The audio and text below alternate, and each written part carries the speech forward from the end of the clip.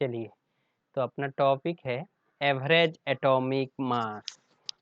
देखिए आप ध्यान से, बहुत ही सिंपल है। एवरेज एटॉमिक मास, इसका हिंदी होता है औसत परमाणविक द्रव्यमान। औसत परमाणविक द्रव्यमान, ये आपका टॉपिक है। अभी ये जैसे क्लोरीन का मास मैं पूछूं, बताइए क्लोरीन का मास कितना होता है? 35.5। अभी जैसे सोडियम 23 है, तो अगर एग्जैक्ट आप मास देखेंगे ना, सॉरी किसी भी एलिमेंट का मास देखेंगे तो एग्जैक्ट नहीं होता है, पॉइंट में होता है। तो ये एवरेज एटॉमिक मास निकाला हुआ रहता है। एवरेज के इसके लिए सबसे पहले आपको आइसोटॉप समझना पड़ेगा। आप मेरे को बताइए आइसोटॉप क्या होता है? आइसोटॉप्स पता है? ऐसे एलिमेंट जिसके एटॉमिक मास सेम लेकिन एटॉमिक नंबर सेम लेकिन एटॉमिक मास डिफरेंट हो। अगर मैं डेफिनेशन लिखूं तो सुनिए, elements having same atomic number, same atomic number but different atomic mass,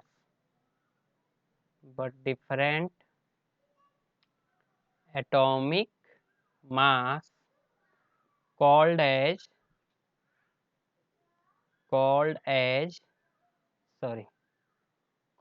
isotopes।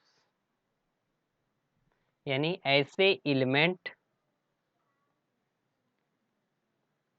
ऐसे तत्व या एलिमेंट जिसके परमाणु संख्या समान, परमाणु संख्या समान और परमाणु द्रव्यमान अलग अलग हो।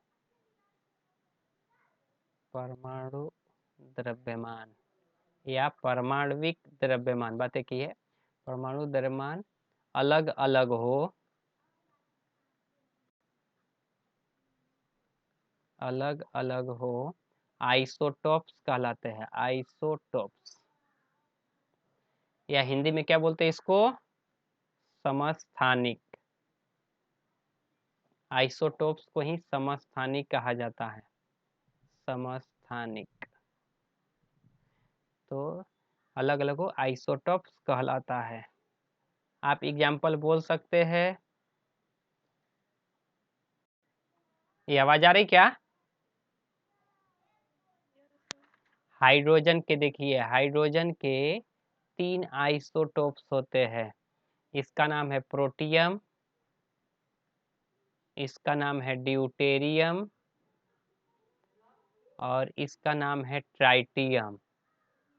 तो इसके 3 आइसोटोप्स है। तो देखिए एटॉमिक नंबर सेम है लेकिन एटॉमिक मास अलग अलग है, तो इसको आइसोटोप्स कहते हैं। जैसे ऑक्सीजन, ऑक्सीजन के 3 आइसोटोप होते हैं। एक का मास होता है 16, दूसरे का 17, तीसरे का 18। वैसे क्लोरीन के 2 आइसोटोप्स होते हैं। एटॉमिक नंबर 17 है लेकिन एक का मास होता है 35, दूसरे का मास होता है 37। वैसे ही कार्बन के आइसोटोप होते हैं। कार्बन के 3 आइसोटोप होते हैं। एक का मास 12, दूसरे का मास 13, तीसरे का मास 14। वैसे नाइट्रोजन के आइसोटोप्स होते हैं। तो इसका एटॉमिक मास 14 और इसका 15। आप लोग को सिखाया गया था ना 10th में कि ये मेंडलीफ ने आइसोटोप्स का पोजीशन नहीं बताया था, याद है कुछ? तो ये आइसोटोप्स होते हैं ना, तो ये एक एलिमेंट के बहुत सारे आइसोटोप्स होते हैं, तो उनका मास एवरेज निकाला जाता है। जैसे अगर यहाँ पे मास है, देखिए एक जगह 12 है, एक जगह 13 है, एक जगह 14 है, तो कोई बोलेगा मेरे को ऐसे समझेगा क्या लेना है? तो कार्बन के लिए तो हम लोग जनरली ले लेते हैं 12 क्योंकि इसका परसेंटेज बहुत कम होता है।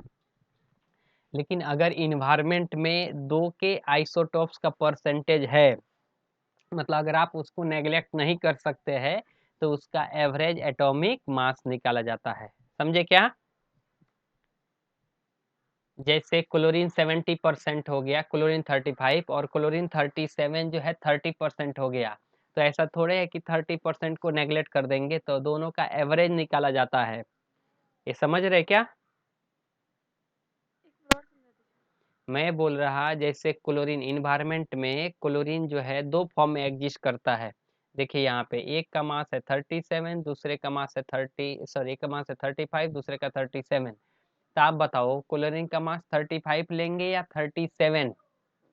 अभी इन दोनों में से कुछ भी नहीं लिया जा सकता है, क्योंकि इसका भी परसेंटेज है इन्वायरमेंट में और इसका भी परसेंटेज है।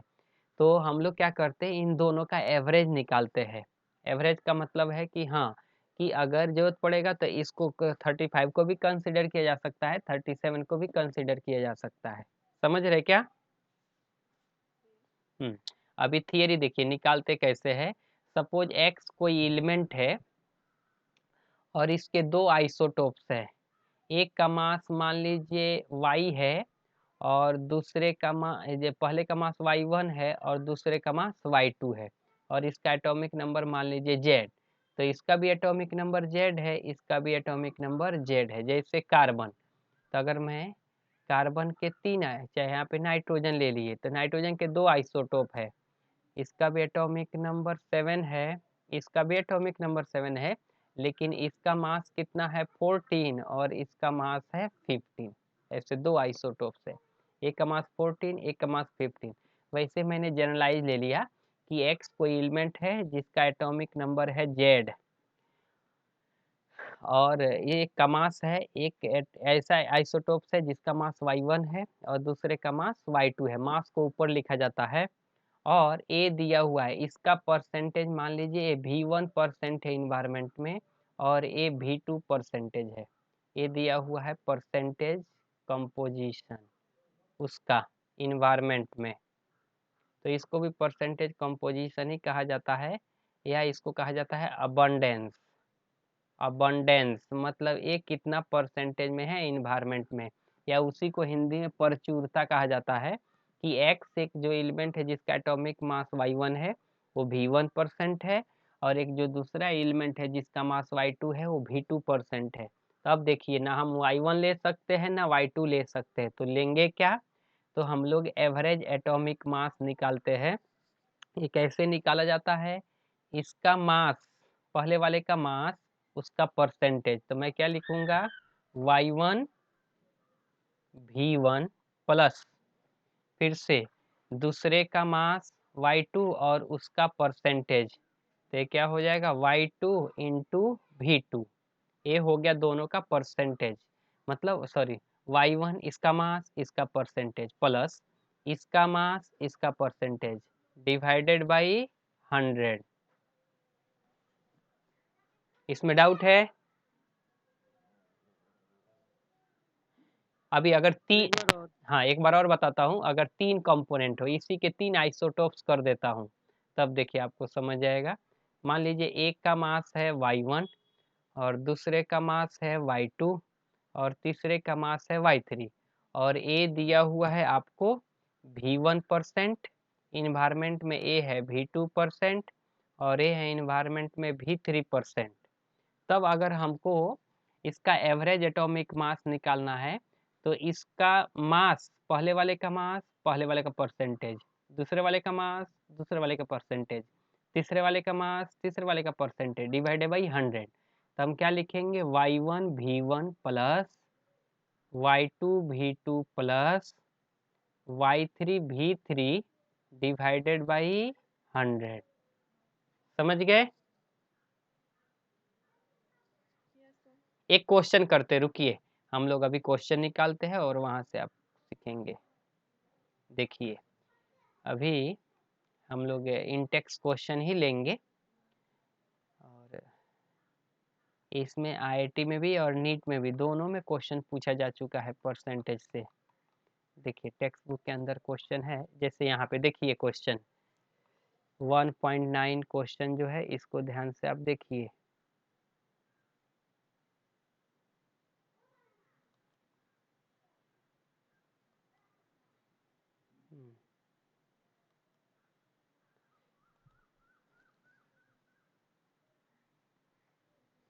रुकिए एक सेकेंड इसको। अच्छा, ये थोड़ा अलग तरीके से आ गया, तो मेरे को इसको हम्म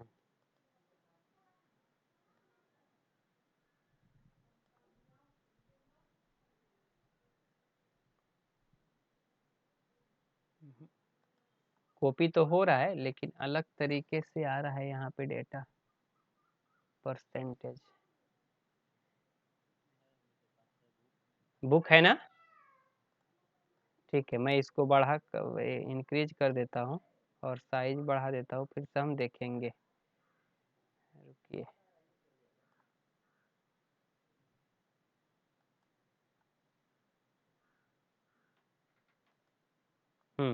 अब देखिए, आप समझ जाएंगे। यहाँ पे natural abundance and molar mass दिया हुआ है। जैसे क्लोरीन जो 35 है, मैं इसको रुकिए ऐसे ऐसे लिख देता हूँ।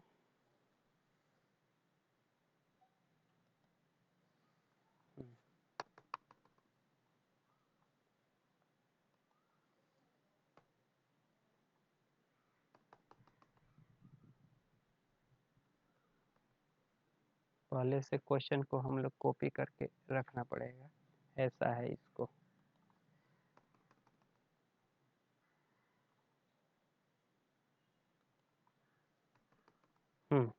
अब देखिए, ये जो है ना, ये मास दिया हुआ है। नहीं नहीं, ये परसेंटेज दिया हुआ है यहाँ पे। एक सेकेंड में इसको और अच्छे से बना देता हूँ, रुकिए एक सेकेंड। परसेंटेज, नेचुरल अबंडेंस और मोलर मास, ठीक है।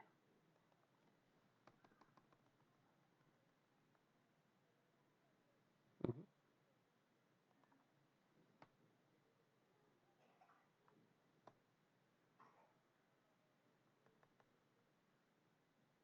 हम्म,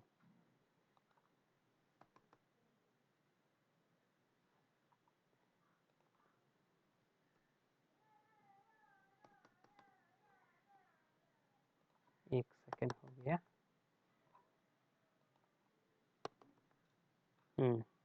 अब देखिए, जैसे क्लोरीन है, तो एक क्लोरीन जो 35 है, उसका आपको परसेंटेज दिया हुआ है 75.77, और इसका मास दिया है 34.9689।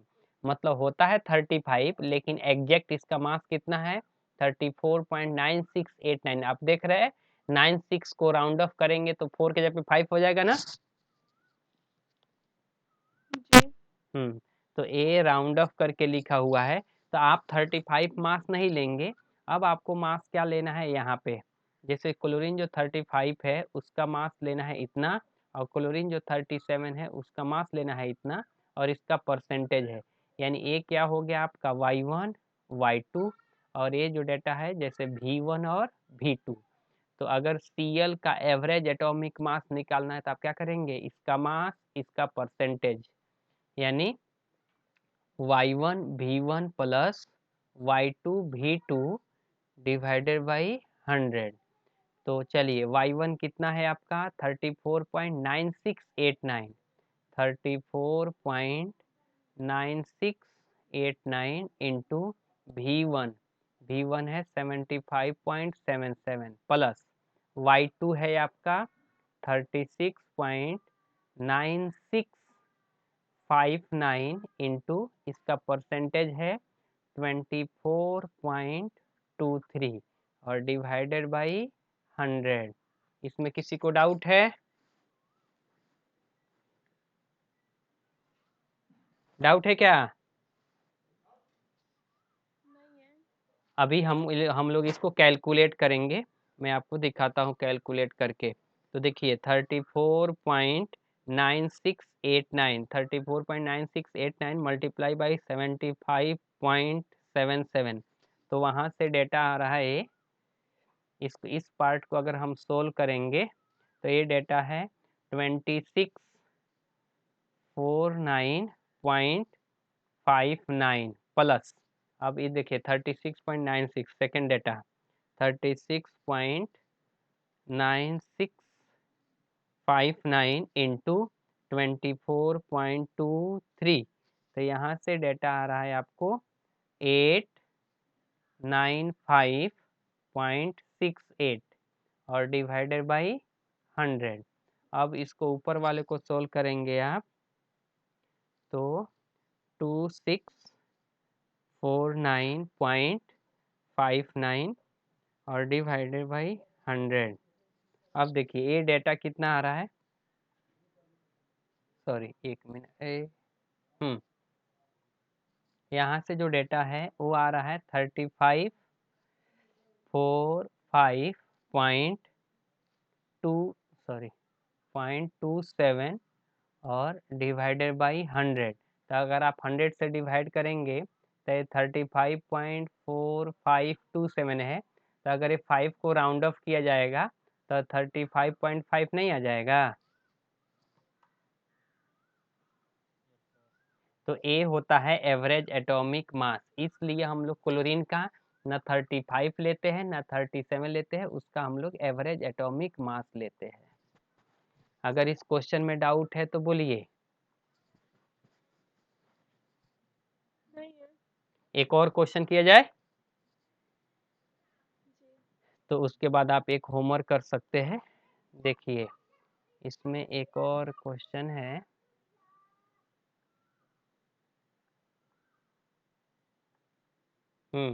यहाँ पे देखिए, यहाँ पे एक क्वेश्चन दिया हुआ है कि आइसोटोप्स दिया हुआ है, उसका आइसोटोपिक मास दिया हुआ है, परसेंटेज अबंडेंस दिया हुआ है और बोल रहा है कि एवरेज एटॉमिक मास निकालो।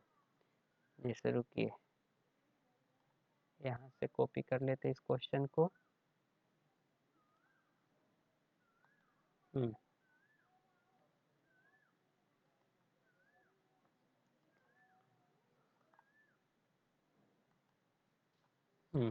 देखिए इसमें ठीक से आ गया। एक सेकेंड इसका साइज बढ़ा दूं। टेंशन हो रहा है क्या आपको? पहले अगले क्लास से हम लोग पहले से ही कॉपी करके रखेंगे। अब देखिए जैसे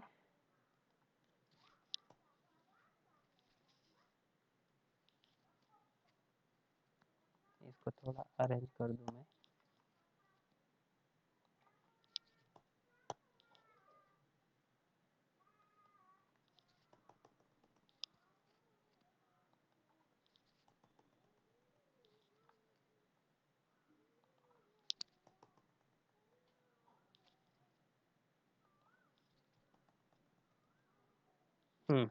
अब देखिए इधर आइसोटोप्स भी दिया हुआ है।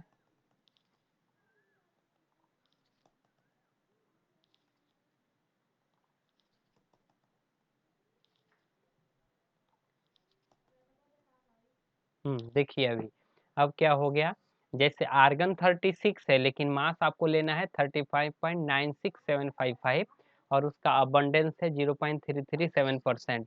आर्गन 38 है लेकिन मास 38 नहीं लेना है आपको, आपको लेना है 37.96272 और इसका परसेंटेज है 0.063। वैसे आर्गन 40 है, उसका मास 39.9624 लेना है जिसका परसेंटेज है 99.600%। अब देखिए लेकिन यहाँ पे एक यूनिट लिखा है ग्राम पर मोल, इसका मीनिंग समझ रहे क्या आप लोग? ग्राम पर मोल इसका मीनिंग समझ रहे क्या? मतलब ये मोलर मास है। ग्राम में अगर मास लिखते हैं तो मैं बताया था ना आपको वो मोलर मास होता है, इसलिए लिखा है इतना ग्राम पर मोल। इसमें डाउट है? अब देखिए तो ए क्या हो गया आपका, ए y1 हो गया मास, ए हो गया v1, ए हो गया y2, ए हो गया v2, ए हो गया आपका y3, ए हो गया आपका v3। तो अगर आप आर्गन का एवरेज एटॉमिक मास निकालेंगे तो क्या लिखेंगे, y1 v1 plus y2 v2 plus y3 v3 divided by क्या 100।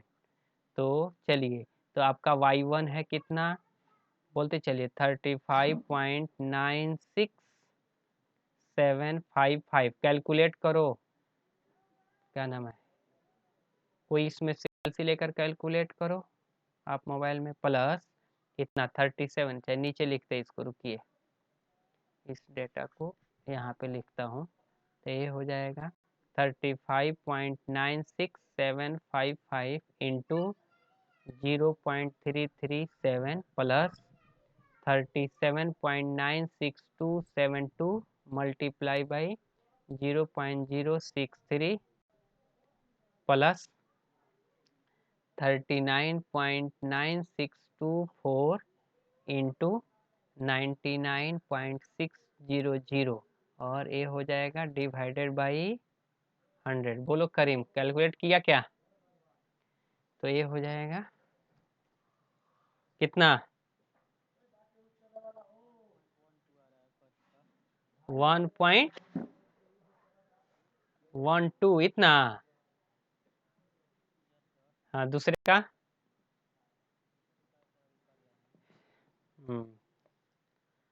करो करो फास्ट। तो ये तीसरा मैं कर देता हूँ तब तक। 39.9624 इंटू 99.6।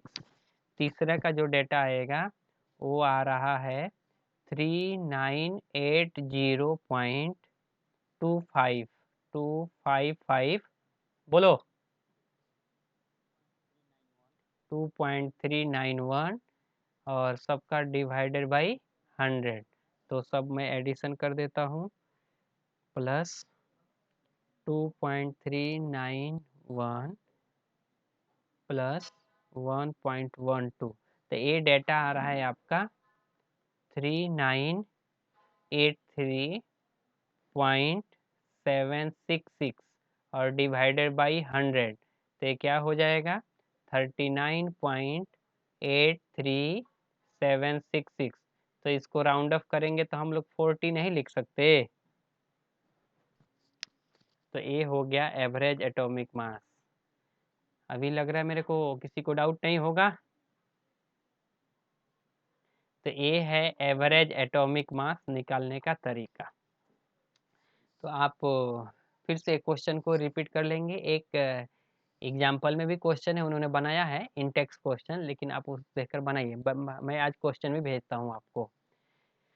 चलिए, तो ये था एवरेज एटॉमिक मास। अभी कुछ एक और टॉपिक यहाँ से शॉर्ट टॉपिक खत्म करते।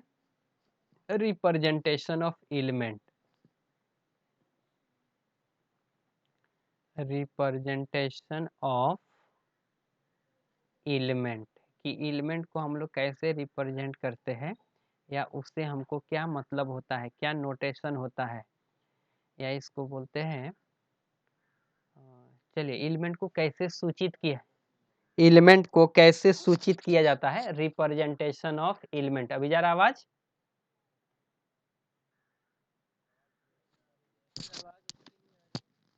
अभी जा रहा है?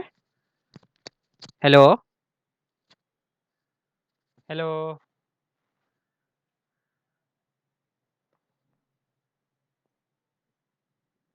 अच्छा, एक सेकेंड। अभी जा रहा है आवाज आपको? देखिए, रिप्रेजेंटेशन ऑफ एलिमेंट का मतलब क्या है। जैसे कोई एक्स एलिमेंट लिखा है, तो यहाँ पे जो जो लिखा रहता है उसको ए से डिनोट किया जाता है अबव, और इधर जेड से। या किसी किसी बुक में ऐसे लिखा रहता है ए जेड, या किसी बुक में ऐसा लिखा रहता है इधर ए और जेड। तो जो नीचे का वैल्यू है, जैसे मैं अभी लिखता हूँ दोबारा, यहाँ पे ए और यहाँ पे जेड। ए जो है वो मास नंबर बताता है, मास नंबर, या इसी को कहा जाता है एटॉमिक मास, एटॉमिक मास। और नीचे जो नंबर है ये क्या होता है, एटॉमिक नंबर, एटॉमिक नंबर, या एटॉमिक नंबर का हिंदी है परमाणु संख्या, परमाणु संख्या। और मास नंबर का हिंदी है द्रव्यमान संख्या, द्रव्यमान संख्या, या ये है परमाणविक द्रव्यमान, परमाणु नहीं ना, ऊपर एटॉमिक मास होता है, नीचे एटॉमिक नंबर होता है। नीचे एटॉमिक नंबर, जैसे अब देखिए, एक मिनट रुकिए, एटॉमिक नंबर जो होता है यही होता है नंबर ऑफ प्रोटॉन के बराबर, नंबर ऑफ प्रोटॉन, और यही होता है नंबर ऑफ इलेक्ट्रॉन के बराबर, नंबर ऑफ इलेक्ट्रॉन। तो जैसे सोडियम, और हमको अगर न्यूट्रॉन निकालना है, नंबर ऑफ न्यूट्रॉन, तो नंबर ऑफ न्यूट्रॉन कैसे निकालेंगे? तो देखिए, जो मास नंबर होता है वो होता है number of proton plus number of neutron. जो मास नंबर है आपका वो है number of proton plus number of neutron. Mass number जैसे ए हो गया, ए क्या है? Number of proton, P plus number of neutron N. इस तरीके से आप निकाल सकते हैं। एग्जाम्पल के लिए देखिए, अगर सपोज सोडियम है, यहाँ पे 23 लिखा रहता है, यहाँ पे 11 लिखा रहता है, तो ये 23 क्या है इसके लिए? मास नंबर या परमाणविक द्रव्यमान, और यहाँ पे क्या है इसका? Atomic number. समझ रहे क्या आप लोग? हाँ, ये जो एटॉमिक नंबर है वही है किसके बराबर? नंबर ऑफ प्रोटॉन, प्रोटॉन के बराबर, और यही इक्वल टू होता है नंबर ऑफ इलेक्ट्रॉन। तो ये सोडियम जो 23 है उसमें एटॉमिक नंबर है 11, नंबर ऑफ प्रोटॉन है 11, नंबर ऑफ इलेक्ट्रॉन है 11। अगर आपको न्यूट्रॉन निकालना है तो जैसे अभी बताया था ना, यहाँ पे जो मास नंबर होता है number of proton plus number of neutron, तो अगर आप न्यूट्रॉन निकालना चाहेंगे तो क्या करेंगे? ए माइनस पी, ये जो प्रोटॉन है इधर जाके माइनस हो जाएगा, तो नंबर ऑफ न्यूट्रॉन निकालते हम लोग मास number minus number of proton करके। तो अगर हम लोग निकालना चाहे यहाँ पे नंबर ऑफ न्यूट्रॉन, तो नंबर ऑफ न्यूट्रॉन कैसे निकालेंगे? मास number minus number of proton. तो मास नंबर यहाँ पे दिया हुआ है 23, और माइनस नंबर ऑफ प्रोटॉन है आपका यहाँ पे 11, तो क्या हो जाएगा? 3 माइनस 1 2, 2 माइनस 1 2, ए हो गया 12, आपका हो गया नंबर ऑफ न्यूट्रॉन। इसमें डाउट है?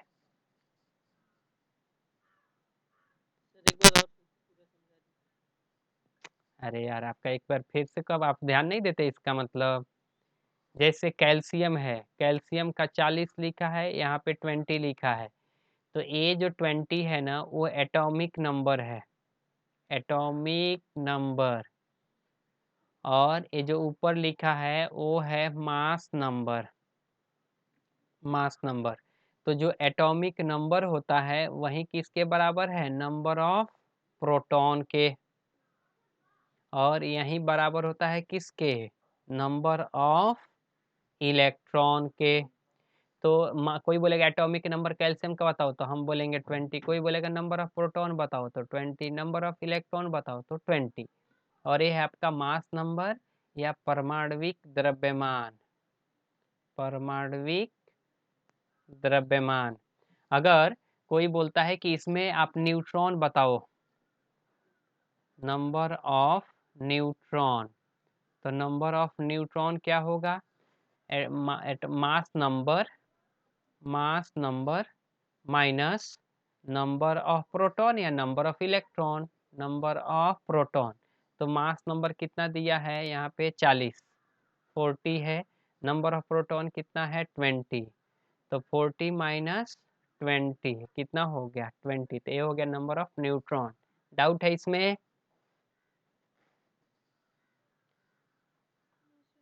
डाउट है क्या? जो पूछ रहे थे दोबारा बताइए, बोलिए, तो एक और एग्जांपल बताता हूँ। बोलो। जैसे आप बताओ, मैं क्वेश्चन पूछता हूँ, जैसे और मैग्नीशियम हो गया, मैग्नीशियम का ऐसा नोटेशन है 24 और 12, तो बताओ नंबर ऑफ प्रोटॉन कितने हैं? नंबर ऑफ प्रोटॉन कितने हैं? 12। Number of neutron, sorry number of electron 12, atomic number 12, number of neutron 12, क्योंकि 24 माइनस 12 ये होता है नंबर ऑफ न्यूट्रॉन, क्या होता है मास number minus number of proton, तो ये हो गया 12। अभी किसी को डाउट है इसमें? तो ये हो गया कैसे एटॉमिक नंबर का रिप्रेजेंट, एटॉमिक एलिमेंट का कैसे रिप्रेजेंटेशन है, एटॉमिक नंबर क्या होता है, या number of proton, number of electron, number of neutron कैसे निकालेंगे।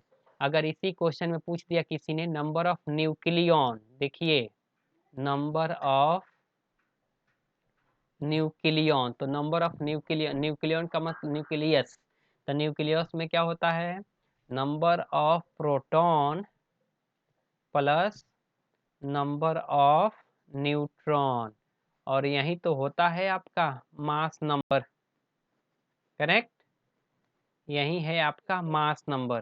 तो नंबर ऑफ प्रोटॉन कि अगर सपोज हम लोग सोडियम के लिए देखें न्यूक्लियॉन, इसके लिए हमको न्यूक्लियॉन निकालना है, तो सोडियम का ऐसे रिप्रेजेंटेशन है, तो उसमें प्रोटॉन है 11, न्यूट्रॉन है 12, या टोटल मिलके 23 हो रहा है। तो ये हो गया आपका नंबर ऑफ न्यूक्लियॉन, जितना मास होता है वही नंबर ऑफ न्यूक्लियॉन के बराबर होता है। न्यूक्लियॉन का मतलब समझिए ना कि न्यूक्लियस में क्या है, तो न्यूक्लियस में क्या होता है प्रोटॉन प्लस न्यूट्रॉन, करेक्ट ना। हाँ, तो मैं क्वेश्चन दे देता हूँ, यहाँ पे आप इलेक्ट्रॉन प्रोटॉन न्यूट्रॉन निकाल लीजिएगा। जैसे Fe हो गया, इसका 56 26 नोटेशन है, और हो गया आपका पोटेशियम, इसका 39 और 19 नोटेशन है। कार्बन 12 6 नोटेशन है, अगर कार्बन 14 और 6 है तो क्या, नाइट्रोजन 15 और 7, नाइट्रोजन 14 और 7, ऑक्सीजन का 3 नोटेशन है, जैसे 16, ऑक्सीजन 17, ऑक्सीजन 18, और सब में एटॉमिक नंबर 88 है, तो आप इसमें न्यूट्रॉन प्रोटॉन इलेक्ट्रॉन निकाल लीजिएगा, ठीक है। Average atomic